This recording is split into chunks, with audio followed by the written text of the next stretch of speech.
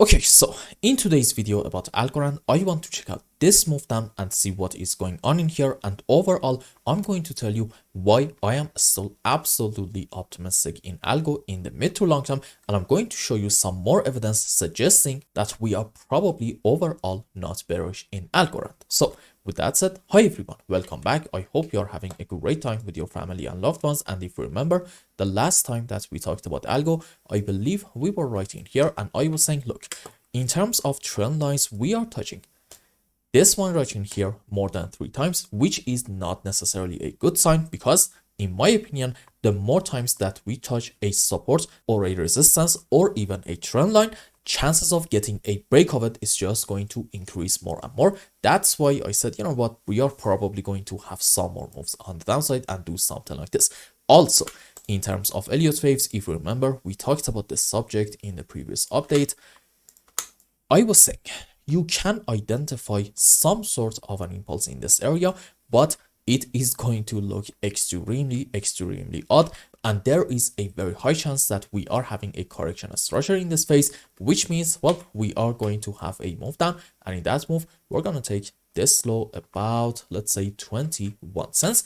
And also the fact that in this phase on the downside in Algorand, we had a very clear 1 2 3 4 5 wave down, didn't really help any possible bullish case that we could have right around this area in Algo. So what happened? Unfortunately, we did get the move down that we expected, but I don't think that right now we should be completely disappointed.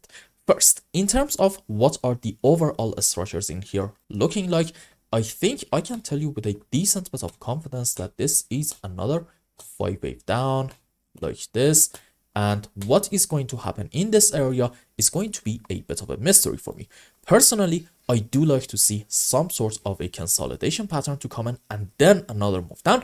And followed by that, we can get a very strong bounce back off of this area, which will be a very good sign because at that point, I'm going to be able to tell you, you know what, we have completed in our last leg potentially and hopefully, a 5 wave impulsive structure down, which is a good sign suggesting the bottom in Algo can be in. So for now, I want to see a consolidation pattern and then another move up, and then we will see where we go from there. Now, in Algorand, I think at the moment we are at a very critical level because this is a support area from weekly and daily time frame at the same time, and I just do not want to see Algo getting a break of this important support. Now, you want to remember, because this is from weekly time frame, also you need to go on weekly chart and see a candle close under here, followed by that a pullback and then a continuation of the move down in order to take this low, in order for us to be able to say with quite a bit of confidence that this support is broken,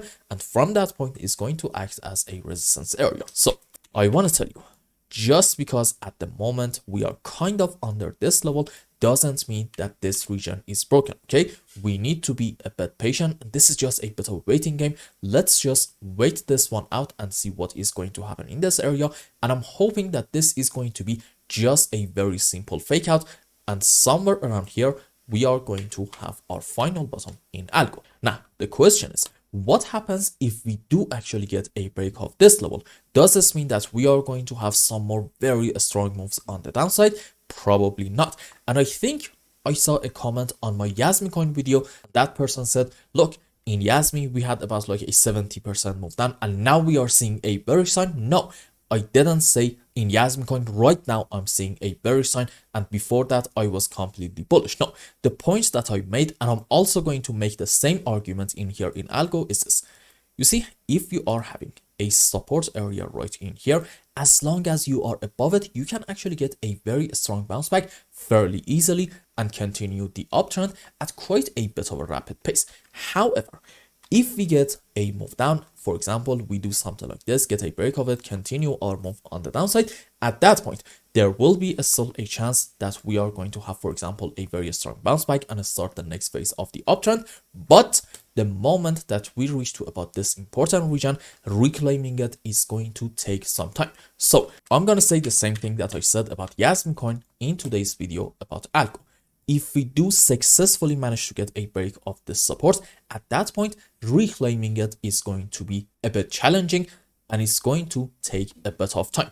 I'm not saying if we get a break of this, we are going to have a very strong move down and this will be like the make it or break it level. No, I'm just arguing in an ideal scenario, we do not want to break this and we want to get our bounce back from here, because at that point we can continue our move up without wasting a whole lot of time. And I can actually tell you already, look, in Algorand, assuming even that we want to get our move up from here, reclaiming this area is going to be a bit of a challenge, and most likely you are going to see some sort of a corrective phase right in here coming in Algo, and it is again unfortunately going to take some time. So let's just not add any more trouble to the ones that we are already having in Algorand's chart and just not get a break of this support. Now overall, I want to be very clear, I am still 1000% bullish in Algorand, and I fully believe that we are having still a 102 structure, followed by that maybe another 102 on a lower degree,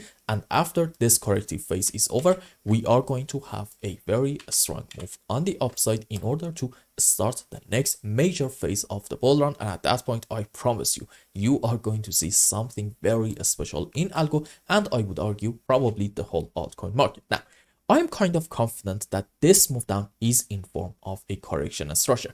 But when you go on some higher time frames, for example, the one that we are already in, daily time frame, you might argue that this is like a 1, 2, and then 3 correction for 4, another move on the downside into wave 5. And it is kind of fairly easy, I would say, to say something like this might be in play. However, when it comes to the sub waves, we are having a huge problem in this initial move down off of this high about 60 cents. Why is that? You see, in any kind of impulsive structure, wave 3 should not be the smallest wave. And if you want to argue that in Algo, in this initial move down, we are having a 1, 2, 3, 4, 5 wave to about this point, well, unfortunately, right in here, wave 3 is clearly the smallest wave, which is not allowed in Elios wave. Now, at this point, you might say, well, okay, what if this is like a 1, 2, 3, and then we may have, I don't know, let's say like to about this point, a triangle into wave 4, and then after another move down into wave 5. Well, okay,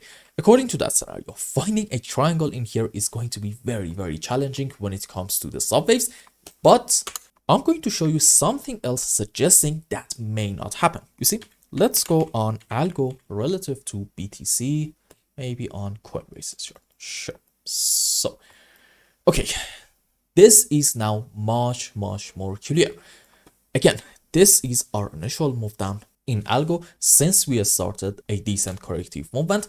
And if you want to say, again, this is 1, 2, 3, 4, 5, you can actually measure the length of your wave 3 and see just how small it is relative to other waves. Let's just measure it from this point to about here and compare it to the other waves.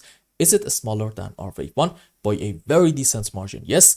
Is it also smaller than this wave 5? Once more, by a very good amount of margin, absolutely yes. So in Algorand, maybe the margins were a bit smaller, and maybe you could have argued that it is possible to find some sort of an impulse, but this chart, Algorand relative to Bitcoin, suggests no, it's probably not an impulsive movement, which means, well, overall, in this whole move on the downside, we are dealing with a correction structure, and after it's over, we are probably going to start another huge move up. So let me be very clear. In the mid to long term, I believe nothing has changed, and I am still absolutely optimistic. But in the short term, I told you, if you do not want to see our bounce back taking some time, you want to see Algo not getting a break of this important level. And for now, all eyes should be on this support. And I hope I explained everything well and you understood what is going on in Algorand's chart. Anyway, if you found any value in my content, I would really appreciate if you like this video and consider subscribing to my channel and follow me on Twitter. And if you want more, maybe you want a complete analysis for your own specific crypto, or maybe you want to learn some decent TA in order to be able to make good money in the markets, you can become a member and ask me anything you want. And until the next video, I hope you have a wonderful time with your family and loved ones. Goodbye.